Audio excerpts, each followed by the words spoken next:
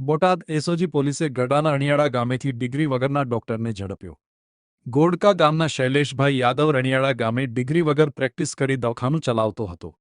એસઓજીના ASI અને કોન્સ્ટેબલને મળેલી બાતમીના આધારે રણિયાળા ગામે કરી રેડ।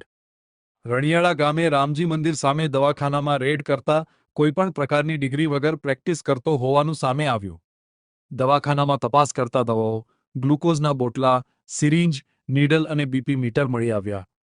એસઓજી પોલીસે કુલ ₹64,594નો મુદ્દામાલ જપ્ત કરી શૈલેષ યાદવ વિરુદ્ધ કાયદેસર કાર્યવાહી કરવામાં આવી।